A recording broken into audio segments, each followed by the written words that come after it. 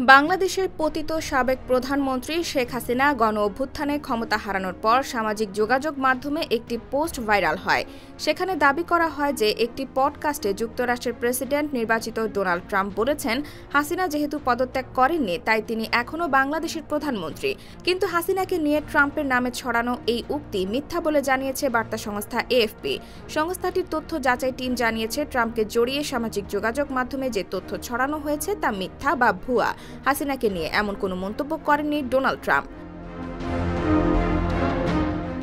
এএফপির খবরে বলা হয়, গণ-অভ্যুত্থানের মাধ্যমে ক্ষমতা হারানোর কয়েক মাস পর শেখ হাসিনাকে নিয়ে সামাজিক যোগাযোগ মাধ্যমে একটি মিথ্যা তথ্য ছড়িয়ে পড়ে, যেখানে দাবি করা হয় নবনির্বাচিত মার্কিন প্রেসিডেন্ট ডোনাল্ড ট্রাম্প তার একটি পডকাস্ট সাক্ষাৎকারে বলেছেন যে হাসিনা পদত্যাগ না করায় এখনও তিনি বাংলাদেশের প্রধানমন্ত্রী।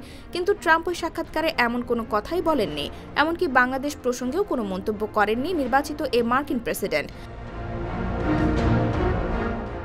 বার্তা সংস্থাটির খবরে আরও বলা হয়, পিডিবি পডকাস্টের উপস্থাপক প্যাট্রিক বেট ডেভিডের সঙ্গে বসে আলাপচারিতা করছেন ট্রাম্প এমন একটি ছবি ফেসবুকের ওই পোস্টে যুক্ত করা হয়েছিল।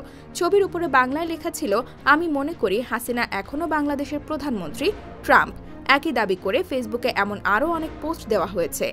পতিত প্রধানমন্ত্রী শেখ হাসিনার পদত্যাগপত্র দেখেননি প্রেসিডেন্ট মোহাম্মদ শাহাবুদ্দিনের এমন মন্তব্যের পরই হাসিনাকে নিয়ে ট্রাম্পের নামে এমন ভুয়া তথ্য সামাজিক যোগাযোগ মাধ্যমে ছড়িয়ে দেওয়া হয়, যা সত্য নয়। IBTV USA, new York.